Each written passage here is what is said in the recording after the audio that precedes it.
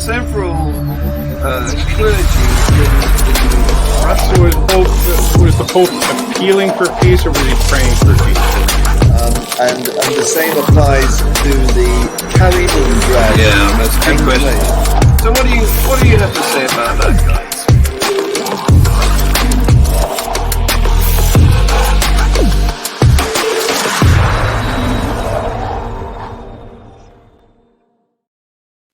Don't believe that. That calls the program by the old name. It's not Global Atheist News Review anymore. We've changed it to the snappier Views on the News. And the people giving us their views today include Guy Otten from the Manchester area of Northern England, David Orenstein from Manhattan, and Dr. Ty Wells from Tennessee, on the border there somewhere. Tell me, which is it? Tennessee. Okay, I'll get it right one day. So there we go. Welcome, guys. Thank you very much for joining the show. Let's go straight into item number 1. News item number 1. Where's my... here we are. No, that's not it. I've lost my... Where's my script gone? Oh, I'm so useless. No, you're not. Don't talk. It's about the Ahmadi Mosque. Yes, it is. In Karachi. Yes, it is. You're right, but it's not on my screen. I'll get it. Here we go. I say here we go. Here it is. Yeah. Okay. Right. So, yeah, Pakistan. There was an attack on an Ahmadi mosque, and it was done by a right-wing group called Tehreek-e-Labbaik. And there's been 5 such attacks on mosques in Karachi, actually in Pakistan, and 2 recently in Karachi, the capital, in the past 2 weeks. So what's going on there? We've got Pakistanis attacking Pakistanis on the basis of differences in religion. One mosque, Ahmadi type, is not Islamic enough. Well, I mean, the Ahmadis are not even accepted as Muslims by, I think, most other Muslims, because they have a leader that they regard as a prophet, and it's a total no-no in Islam for there to be any other prophet later than Muhammad, who's the last prophet. Mm-hmm. So they get a lot of discrimination and persecution in Pakistan, and I presume that this is part of it. I think that's what's going on there. Well, yeah, just another example of interreligious warfare when you don't have enough infidels to kill. You start looking inwards rather than outwards. Outfidels. Outfidels, exactly. When you don't have infidels, you go for out. Bravo, Ty. Thank you. You made my Infidels. You set that up. You set that up. I do not get credit for that. That's all you. Yeah. Yeah. Well, it just shows how flaky the whole idea of a religion is. If you've got to break it up into lots of little bits and then more little bits next generation, Right. Yes, I mean, Shiism is divided into all kinds of little sects. There's an interesting book called The Pillars of Power, and it's sort of a how to take over a populace, and they talk about what are the 7 pillars you need to do in order to take over culture, and it's like government, business, schools, education, media. There's like 2 other ones. I can't name them off the top of my head, but with a common thread among all of them is you need to first make sure you have a label that they can identify with, and then have an opposing label, like some sort of competition or some sort of enemy or some sort of other, to bolster more people to attach themselves to that label against. And it's true in governments, it's true in media, it's true in like every single pillar. And so when I hear things like, here's a group of people who, in any other capacity would be around each other, have been around each other for like, thousands and thousands of years. Right. But they need a reason to be at each other's throat because there's a ideal or a dogma that's trying to maintain power. That's what's unfortunate. Because otherwise, if it wasn't for this religion, would there be a reason for these two people to hate each other? They eat the same food, they speak the same language, they look the Right. same. They probably both like cricket. Like, there's probably a lot more in common, but they have to. Yeah. In Pakistan, cricket is the only sport, and it's Mhm. very passionate. Yeah. Mhm. Well, there you go. That's the trouble with religion, isn't it? It divides people, doesn't unite them. Right. Moving on to the Iran story this week, which is about a filmmaker who's an acclaimed filmmaker. He's a prize-winning filmmaker named Jafar Panahi. He's been in jail for 7 months on some trumped-up charge called conviction for propaganda against the system. That was the name of a 60s rock group, wasn't it? If it wasn't, it could have been. Yeah. And anyway, he's taken against being imprisoned and started a hunger strike. And then in the response to that, he was inexplicably released. But the story is that he was originally imprisoned because he attended a court hearing in which another film director was detained. Mhm. So what they're doing is grabbing film directors for propaganda against the system, and then they're realizing that this may not be the right move to do, and releasing them. And the Supreme Court has quashed the convictions and ordered a retrial. So it's interesting what's going on over there. Yeah, well, it's good that he's out. I mean, that's probably the most important thing because, like in any police state, and you've seen this for religious reasons and political reasons, that sometimes you enter into a system, especially when there are no, human rights, and archaeologists go back and find mass graves, and there are always the disappeared. And you found this in Iran, you find this in Nicaragua, you find this anywhere there's this tremendous political instability. Yeah. But the thing is, as you indicated, I think they've realized that imprisoning prize-winning filmmakers may not be a popular move. It's a bit of a shot in the foot, and they're starting to let them out. Mm-hmm. Okay, moving to Mexico. In Mexico, a self-styled Jewish sect has been formed, and it was raided by the police because it was accused of crimes against children. Uh-oh. However, the case against this sect collapsed and the sect recovered, but details about the cloistered community were exposed, including its plans for mass slaughter if outside authorities intervened. What does that remind you of? Jonestown. Yeah. Exactly. Mm-hmm. Yeah, it's always a red flag in any sort of club where it's like, sign here for membership, sign here for your ID card, sign here if the authorities come in, kill it. We're going to kill all the women and children and ourselves afterwards. Right. All right. Yeah, that's a weird little.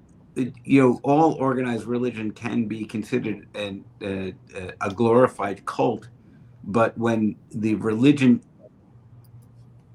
cultifies itself even more,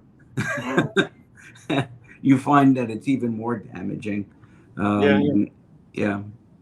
It's like, sign here for permission to be killed if the authorities uncover us. Yeah, I wonder how can, as a clever politician, how can you gear that towards people being that fervent about at least America, or like brushing their teeth or anything like more useful. Like there has to be some way to get people to be motivated to that extent on like traffic safety. If you can get it on something that doesn't even exist, like if you can get it on like that kind of weird stuff, can't you get people to be really excited about, I don't know, COVID like vaccines. COVID vaccines? Like, hey, we don't get this COVID vaccine, we're all gonna die. It's like, right. So that sounds right. Let's get vaccinated. Yeah, it's a bit extreme, isn't it? Moving over to the UK, we have quite a large Sikh community here. I see that Guy's connection is broken. I think he'll be back because he's got a hotspot possibility. But when he comes back, he'll be able to tell us that there's quite a large Sikh community near him. And one of the most prominent Sikh voices in Britain is a guy called Jasbir Singh. Here's Guy. Welcome back, Guy. Welcome back, Guy. I've gone onto the hotspot. Good idea. Yeah.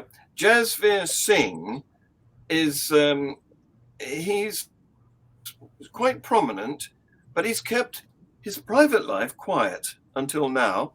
He is gay, and he's thought that it might put him at odds with some members of his own community, but now he's decided he wants to speak up about his sexuality. Here's a quote. He says, "I know that speaking about this is going to be highly controversial. I'm sure there will be lots of people out there who will be upset, annoyed, even angry at me, but I've got nothing to hide, and I know that I have got Waheguru, that's God, with me, as I have had Waheguru with me all the way." So I would hope that, okay, so one, it's incredibly relieving to be your real self. And that's such an understated thing. I wish more people had the opportunity to like truly open up about who they are and have that experience, because when you have that, you only wish that for everybody else. So really good job on him for being able to be his real self. Yeah. Obviously, that always comes with repercussions. And then you always think about the idea of, so is it going to be a top-down fight or a bottom-up fight? And the bottom-up fight's typically always, well, I'm going to stay in this religion or this mindset or this culture and try to change it one person at a time, and hopefully be motivation for other people in the same situation so that they can speak out. And that is necessary, but it's also really demanding and stressful. That comes with a lot of it. That, I mean, by design, the system's set up so that people have a hard time doing that. And then, of course, you don't see as much change from the top because that God or that deity doesn't exist. But I would say this: I commend him for speaking out. I encourage others to do so as well, because obviously he's not the only gay Sikh. Like, you know, if you can have gay anybody, you can have gay Sikhs, right? But also, I hope that, you know, the tribulations that he's going to face, you know, can at least be understood in history as this really weird time where, you know, when people think of Sikhs and Buddhists, they think, oh, everybody's happy, everything's good, the system works, but they don't see the friction underneath the veneer, right? And I think this is a good way to highlight that there are problems even in these religions that we don't know as well, where everyone looks happy. There are a lot of problems there. So, it's not been so prominent. That's the only difference. David, I think you were indicating you wanted to come in on this, were you? Well, I just to sort of bolster what Ty is saying. I mean, I think that when someone, you know, comes out, that not only is it very brave, but it stands to reason that there will be other people of the Sikh persuasion in his community and perhaps even all over the world who will now feel comfortable with coming out and expressing their identity and their truth self based on the example and the leadership of this man. And you know, I just hope he doesn't get ostracized, or no violence should fall on him or his partner or anyone in the community because he's brave enough to be free or wish to be free. Absolutely. Guy, I was saying while you were disconnected that I believe there's a bit of a Sikh community not far from you. And I wonder, I haven't heard much about the Sikhs, but what do you know about Waheguru? Anything? Their name for God, did you say? I think. No, I don't know. But I mean, I have attended a couple of Gurdwaras and been entertained royally. They're very generous with the food and their hospitality. Mm. But I also, on one occasion, when I was on a visit, when they put their holy book to bed, and literally they paraded it into a bedroom and tucked it up in a 4-poster bed under the duvet. And How many people were watching? How many people were watching? Because people don't do that unless they want to make a point that they're doing it. So that's not an activity that they do by themselves, right? No, there were probably about 20 or 30, no, maybe Right. 30 or 40 people present. I mean, we didn't all get a view because it's only a small room, but we could just have a look in, But I mean, I think it's apparently they do the opposite in the morning. They get it up, parade it back to their prayer room. Here's a question. Did they give it a teddy bear? That's a very good question. Now, I didn't spot a teddy bear. If they didn't, then I think they're taking insufficient care. Yes. Yeah. It's God abuse. Yeah. Okay, right. Well, moving over to Burkina Faso, which is one of the West African states that's a bit inland. It's not on the West African coast. It's next up from those coastal nations. But they've had a problem there for several years with violent jihadist militants linked to Al-Qaeda and IS, Islamic State. And on Wednesday, gunmen opened fire on a Médecins Sans Frontières branded vehicle, transporting 4 staff, killed 2 of them. 2 others managed to escape. So what do you say about that? It is actually quite interesting that the IS and people like Boko Haram are quite openly against Western education, any education, apart from Islamic education, and they're suspicious of doctors and vaccines and things like this. They want to return to a much simpler, sort of more primitive existence where they can get away with, their particular religion, more comfortably. Yeah, they're against help, aren't they? It's not help in their terms. In their terms, it undermines their culture. Yeah. It's essentially a philosophy of literally burning everything to the ground, and keeping people out and away and stuck in what is essentially a cycle of violence and intimidation, and living in the 14th century where there's no education, there's no vaccination, there's no telecommunication, and all of the power is with these religious zealots. That is the model that they want for themselves, and they wish to graft, and this is with every evangelical religion, wish to graft onto every one of us. And so they got what they wanted, right? They were violent enough to intimidate these human rights workers from doing their job. And now it makes no difference how many people are going to have to suffer because of this now. They got their way. I think it's worth pointing out that the majority of Muslims don't agree with IS. Right. It's these evangelicals. Right. Yeah, these are only the extremists, but there's no fundamental. They're willing to shoot their own feet off in order to retain their deep conservatism and withdrawal from modernity. You have this in the United States too, with a lot of the political classes, with a lot of people who are.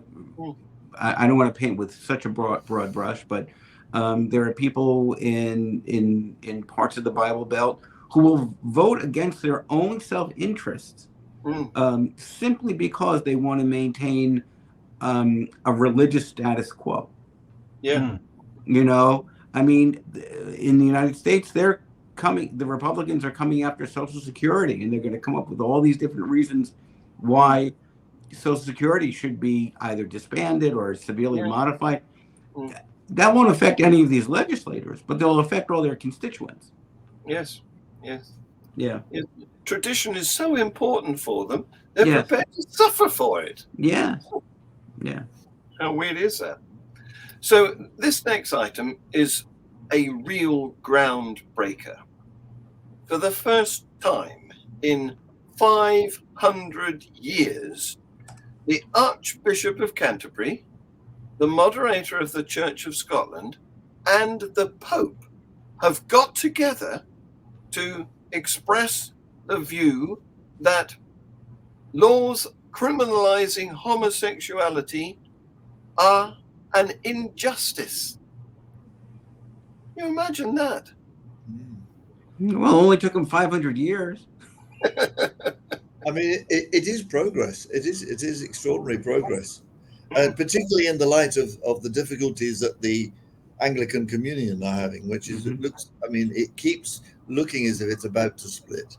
And I mean, help me out. Like, I think, doesn't everyone already agree on that culturally? And the real argument is whether or not gay people can get married and be treated on the same status as straight people. Like, isn't that the lowest hanging fruit? John Richards, can you clarify that story? Are they saying, hey, it's wrong to kill and gay people for being gay? It's like, okay, that probably gets like, the lowest 10% of the things that gay people are currently like actively fighting for right now. Like, what about the status on marriage and stuff like that? That's the Archbishop wouldn't call it a low fruit that could be plucked, because listen to this. He has recently said, and I think he was off the record when he said it, but nonetheless it got captured. He has said that he would rather see the Church of England lose its privileged status as the established of the country, which involves crowning monarchs and having 26 bishops in the House of Lords. And a lot of other things as well. Yes, a lot of other things too. This is his worst horror of two, risk the global church fracturing over disagreements about same-sex marriage. I made this point before, but this is the political reality that religions are facing, because I can't remember the exact quote, but it's like you have to kick and scream to bring these doctrines into modernity, and the only time they really change is when they've exhausted every ounce of ability to stop them from happening. Right. Yeah. And it's like, okay, this is the way the world works now. We'll adapt to it. Change when it goes against the interests of the power that's in play at the moment does not happen by petition. Doesn't happen by polite assembly, because that is ingrained. That's the system presented by those in power. It only comes about through disruption. Right. And when you see like crazy protests, there's a reason why those are the ones that stand out and cause change. And I can sign 1,000 different petitions, but a lot of the safeguards that I have is just a black person in America didn't come about by people politely asking, please end slavery. Yeah. Please I mean, back of the bus. Another way of looking at this is that the church used to be the sort of author and the fountain of morality and conscience. But nowadays, secular and human rights thinking and equality ideas are a sort of new secular and superior morality to whatever the church used to say. And they're having a big struggle to try and adjust to the fact that they're out of step, not just with public opinion, but they're out of step with a better, superior, and fairer moral system. Mm-hmm. And the law of the land too, because the law of the land says yeah. Right. that gays get married. Except the Church of England have got all kinds of exemptions, which is part of their privilege. And I think one of the things that we need to campaign for, as atheists, is the removal of these unjustified privileges and exemptions and advantages that the Church of England has. And hopefully next week we'll be having a chat about that. Well, Guy, I don't want to, but to go back to your point, this is why I think you see, and this is across every continent, the number of people who are going to church, the number of people who are going to houses of worship, they're at their lowest levels in 100 years. So what does that say between not only being out of step morally, philosophically, but also within action, right? The sex scandals, the stealing of money, the representation of organized faith as being part of the problem rather than the solution is real, and it's affected every society. Well, it's got serious when you realize that we've had the established Church of England as part of our constitution since 1500 and some when. Right. And he's prepared, off the record, to sacrifice that in preference to marrying gays. So I actually have a really big disagreement with what David said, because unbeknownst to him, the Super Bowl is going to have a $100 million double advertisement for Jesus Christ and Christianity, and that's going to end atheism. So speak as boldly as you want now. By the time it's 12 o'clock midnight tonight, atheism will be effectively over. And then we'll see all the people running to the pews next week. It's going to be amazing. I sent that to John because, that they're coming off with Jesus is my guy. He's a social justice warrior. He's a woke guy, but the people behind the ads are, taking away a woman's right to choose, trying to destroy the separation of church and state. And the only reason these ads are running is because they, like any business, they did all this market research. And it showed exactly how younger people want to relate to their deity. And it's not through organized religion. It's,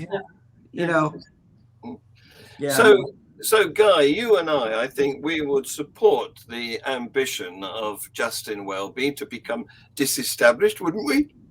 Well, I'm not sure we could describe it as an ambition, but certainly it's something we're very keen on. I mean, any humanist, secular, or atheist, or free thinker or skeptic is going to support that, because it's indefensible to having an established church, especially when, as is the case in the UK, according to the last census, less than half the people even describe themselves as Christian, let alone go to church. Yes, indeed. You're right. Let alone go to church, which is an even lower figure than that. Yes. So Sandy Toksvig, who you Americans may not know, but she's a national treasure. If you've ever watched QI, the BBC comedy quiz show, you'll have seen her hosting it since Stephen Fry moved over from the job. And she has something to say about the church's stance on same-sex marriage. Watch this short video. So what we have is two very polarized sides of this argument. The problem is there's only one side that is impinging on the lives of others, and I'm afraid the very conservative people who interpret the Bible with less love than I would hope are causing severe mental health problems for the LGBTQ plus community. The figures are shocking. It's 4 times, I think, that more likely for a young LGBT person to commit suicide or attempt suicide, not because they feel bad about who they are, but because of the way society stigmatizes them. So it's not an equal battle that we're having here. What was it that compelled you to speak out in the first place? Because as you say, you're not an active member of the Church of England. Every time somebody condemns you, somebody somewhere in the LGBTQ plus community gets hurt, and I can't sit by and let that happen. Wasn't that a brilliant example of British Yeah. understatement when she said, interprets the Bible with less love than I would wish? Mm-hmm. I mean, there are plenty of Anglicans and Christians who do interpret the Bible in more loving ways and are happy to marry gays in church. I mean, Mhm. the Church of England in Scotland, the Episcopal Church, I think they're called, and Yeah. I think in Wales as well, and Yeah. in many places in America, and I think South Africa. You know, it is happening, Sure. but it is hopefully going. Well, I shouldn't say that. It is likely and possibly going to cause a split in the Anglican communion. Yeah. That doesn't really affect us at all, although exactly what's going to happen in the UK, they're going to have to divvy up the churches. Yes, yes. On that subject, God could be referred to in a non-gendered way during Church of England services for the first time, apparently. So imagine that. It's not our father, it's our non-gendered parent. And will we have to call them it or they or something? I don't know, but this illustrates the problems that the C of E has got, doesn't it? So bishops have announced that they are launching a major project on gendered language this spring. And of course, a radical rewriting of that sort would have to be agreed by the whole of the synod, the General Synod, the church's governing body, and it would be fiercely resisted by traditionalists who don't want to lose the masculinity of their God. So watch this space. It's going to get real fun, I think. Yeah. Our state your Our parent, deity here. Yeah. which art in heaven, hallowed be its name. Yes. Its kingdom come. This is why You can't being have an atheist makes it so much easier to get through the world. You know, it really does. its rule will come. Its will be done. Like we're snickering now, but like, what if God actually appreciates that? Right, exactly. Yeah, you might like it. Like, yeah, I've been trying to He- come out or for he- quite it- some time. I kept making Yeah. transgendered people, hoping you guys would get the message. Right. One So of And now that when I finally got the message across, everyone's laughing. It's just like, Yeah. Mhm. what am I supposed to do with this? So what you're saying is its will be done. Mm. one of the things that Professor Grayling was saying at his talk on Friday is that we should not talk about God and he. We should talk about gods and goddesses and they. So, yeah, Mhm. exactly. Mhm. And if you think about it, God is a job description. It's not really an Yeah. identity or a name, right? So, like, Mm. we should have made God-specific pronouns to begin with. Like, if we could really redo this whole system, there should have just been a set of pronouns specifically for God only. Mm. Mm. And why it went to male, you know why? Because, men wrote the Bible. But it's something that could have been set up much more easier. Yeah, Way yeah. more. We all know God is Robert De Niro, so I don't give a shit about I'm just wondering, does hermaphrodite God sound better than asexual God? What do you think? it. Multi-dimensional being God, like Shiva, Yes. But I mean, the Holy Spirit has got to be male if he impregnated Mary. Yeah. Mm. So There we have you a go. Problems. Mm. Yeah. Okay, so, and there, would you believe it? There are fake bishops in South London, in Camberwell. There's a bishop. Listen to his name, Bishop Climate Wiseman. If you could assemble two trendy words together, Mm. that's what he's done. Anyway, he sold fake COVID protection kits to his congregation. You may have heard about this. It was a news item a little while ago. Oh my But God. it's finally come to sentencing because he was convicted of fraud for selling these bottles of oil with red string in and telling his congregation that they could die if they didn't buy them, because these oils cure COVID, cancer, HIV, and many more conditions. But he was convicted and has now been sentenced to 2 years in prison and 160 hours of unpaid work and £60,072 in court costs. My goodness. Wow. I mean, Well, it reminds me of the pastor last week who was farting on his parishioners. It's pretty much the same. So hopefully that one will be. Do they have a Trades Description Act or something like that, or consumer protection legislation? yes, this was the local authority used the Advertising Standards Authority argument to condemn him. Good. And it's a success. So good. Can you indict Donald Trump then? Well, yeah. Oh, well, he has some Scottish connections, so maybe. Yeah. I mean, why not? I mean, the guy's talking about, if you remember in the quote unquote glory days of administration with chloroquine and shooting bleach into your body. Yep. Yeah. I mean, the guy's a huckster to begin with, has been his whole life. So why not, Yeah, I'm hoping I heard you correctly. Huckster. Yes, exactly. Yes. Yeah. Well, Yeah. Dread Pirate is trying to join us, but he doesn't seem to have his camera on at the moment, so I'm keeping him backstage. Dread, come and join us. I want to show you. Was that you, Dread, or anybody That else? was me. Yeah, okay. Well, we'll hope that'll entice him to join us. So I've got some little short videos now I want to show you. You'll love these because Congress, is it Congress I want to show you yet? No, I don't think it is. But Congress has been holding some very strange prayer events, which of course is unconstitutional because your nation has separation of religion from state business. Nevertheless, they've been using the Congress facilities, gathering together and praying to God. And there's some very amazing videos about how tearful they can get worshiping their deity. I don't think I've got a video of that though.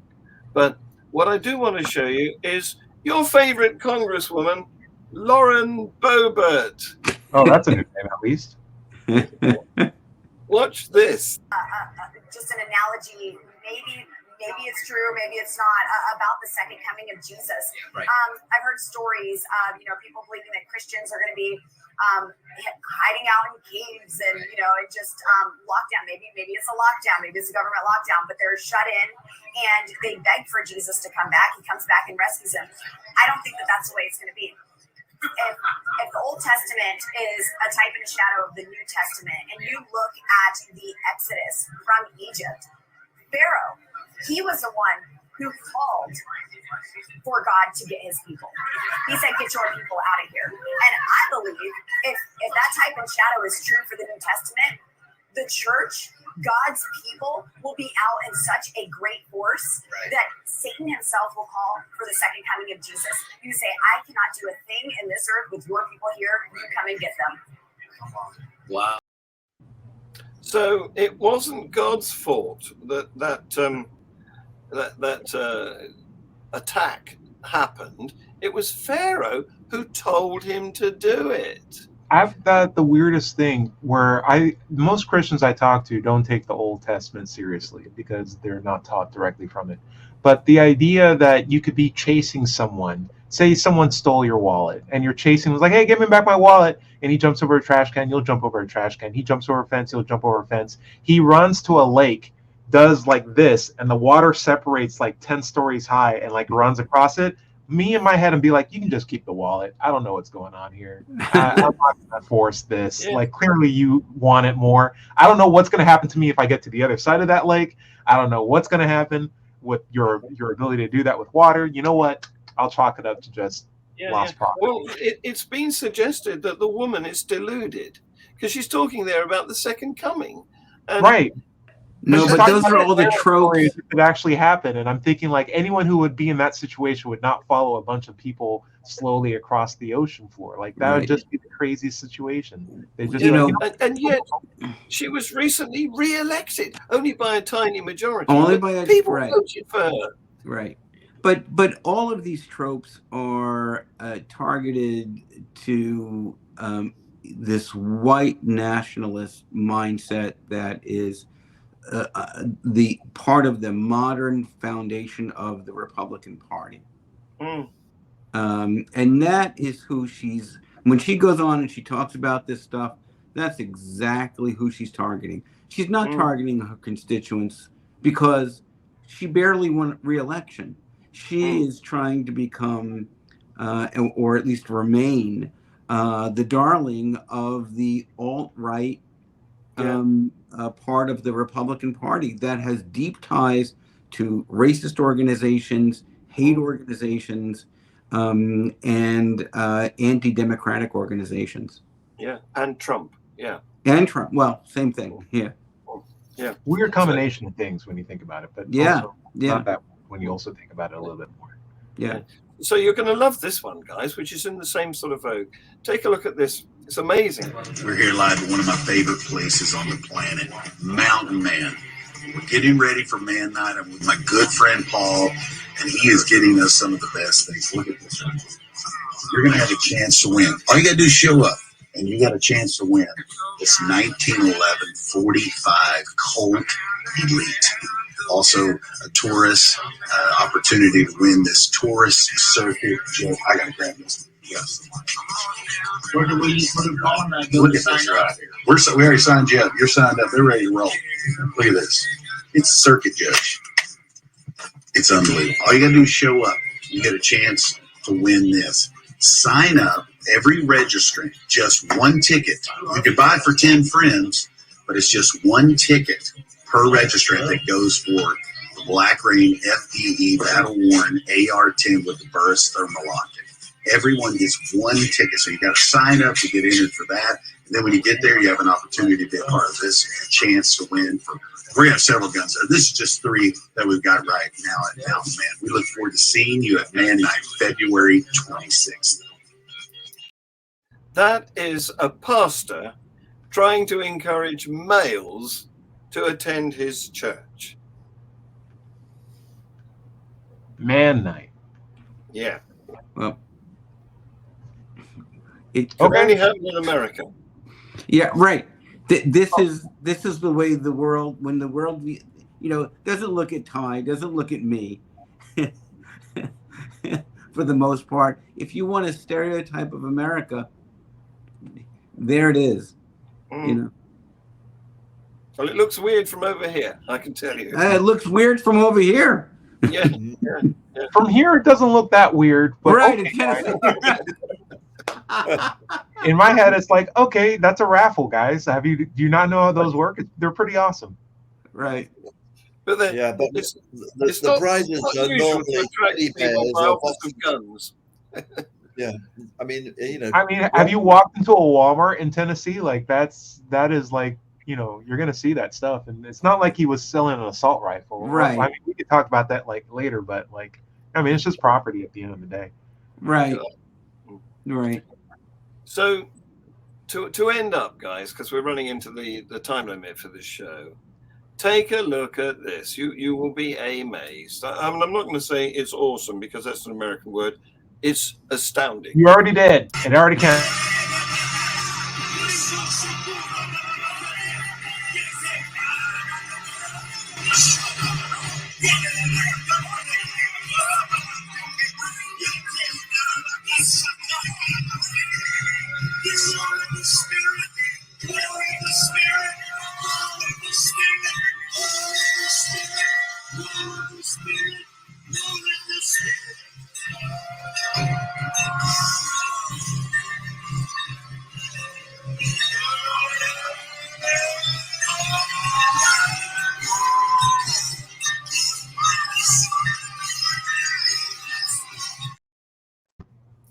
I mean, They that were- looks like a great collection of our future senators.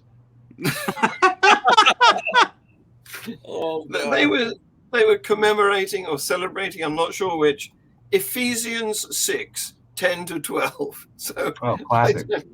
I don't know Well, I where the was sword very- comes very- into it, but there you go. Waving a sword about. It's the new way of praying, apparently. Well, I was It's worried like about the Snake guy and just speaking in standing behind tongues. it. It looks as Yeah, if he well, was they were in- doing that at the same time. Yeah, speaking in tongues happened Yeah. simultaneously. Yeah.